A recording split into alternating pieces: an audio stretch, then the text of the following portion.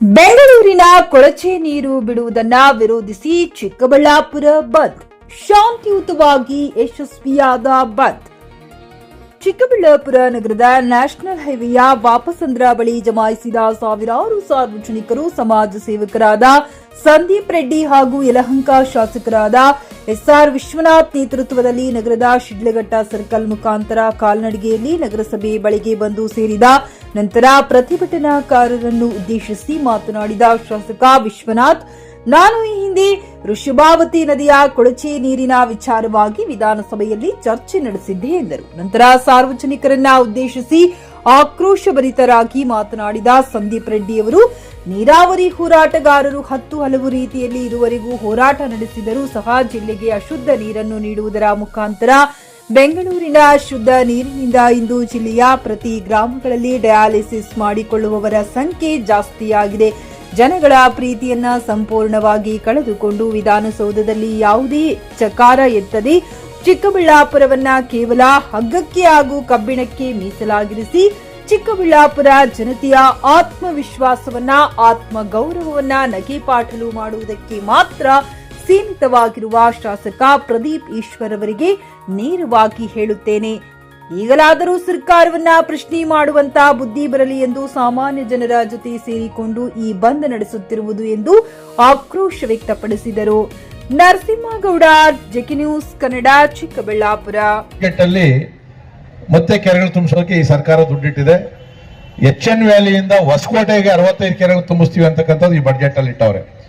So ಅದಕ್ಕೆ ಈಗ ನಂದಲ್ಲಿ ಹೋರಾಟವನ್ನ ಪ್ರಾರಂಭಿಕವಾಗಿ ಮಾಡುವಂತ ಸಂದರ್ಭದಲ್ಲಿ ಚಿಕ್ಕಬಳ್ಳಾಪುರದ ಸಮಸ್ಯೆ ಕಳೆದ ನೀವು ಒಂದು 15 ದಿನಗಳಿಂದ ಬಹಳ ದೊಡ್ಡ ಹೋರಾಟವನ್ನ ಪಕ್ಷಾತೀತವಾಗಿ ಅಶುದ್ಧ ನೀರನ್ನ ತುಂಬಿಸುವಂತಹ ಕೆಲಸವನ್ನ ನಾಯಕರು ಕಂಟಿನ್ಯೂಸ್ ಆಗಿ ಮಾಡ್ಕೊಂಡು ಬರ್ತಿದ್ದಾರೆ.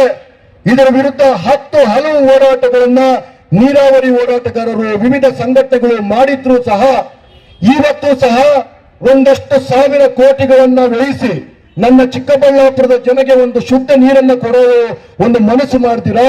ಅಣ್ಣ, ನಾನು ತುಂಬಾ ನೋವಿನಿಂದ ಹೇಳ್ತೀನಿ ಅಣ್ಣ, ಪ್ರತಿ ಊರಲ್ಲೂ ಡಯಾಲಿಸಿಸ್ ಅಂದ್ರೆ ಏನಂತಾನೆ ಗೊತ್ತಿರಲಿಲ್ಲ ಅಣ್ಣ ನಮ್ಗೆ.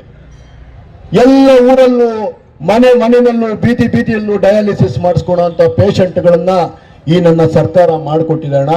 ಈ ಸರ್ಕಾರದ ಜ್ಞಾನದಂತಹ ಜನಗಳ ಬಗ್ಗಿನ ಪ್ರೀತಿಯನ್ನ ಸಂಪೂರ್ಣವಾಗಿ ಕಳ್ಕೊಂಡು ಯಾವುದೇ ಚಕಾರ ಎತ್ತದೆ ವಿಧಾನಸಭೆಯಲ್ಲಿ ಚಿಕ್ಕಬಳ್ಳಾಪುರನ್ನ ಹಗ್ಗಕ್ಕೆ ಮತ್ತು ಕಬ್ಬಿಣಕ್ಕೆ ಮೀಸಲಾಗಿ ಇಟ್ಟು ಚಿಕ್ಕಬಳ್ಳಾಪುರ ಜನತೆಯ ಆತ್ಮವಿಶ್ವಾಸವನ್ನ ಆತ್ಮಗೌರವವನ್ನ ನಗೆಪಾಟಲು ಮಾಡೋದಕ್ಕೆ ಮಾತ್ರ ಸೀಮಿತವಾಗಿರುವಂತಹ ಪ್ರದೀಪ್ ಈಶ್ವರ್ ಅವರಿಗೆ ನೇರವಾಗಿ ಸಂದೇಶ ಕೊಡೋದಕ್ಕೆ ಆಗಲಾದ್ರೂ ಆ ದಪ್ಪ ಚರ್ಮದ ಶಾಸಕರಿಗೆ ಸರ್ಕಾರವನ್ನ ಪ್ರಶ್ನೆ ಮಾಡುವಂತಹ ಒಂದು ಬುದ್ಧಿ ಬರಲಿ ಅಂತ ಹೇಳ್ತಾ ಅದಕ್ಕೋಸ್ಕರನೇ ಖರೀದಿಸುವ ಪ್ಲಾನ್ ಇದ್ದೀರಾ?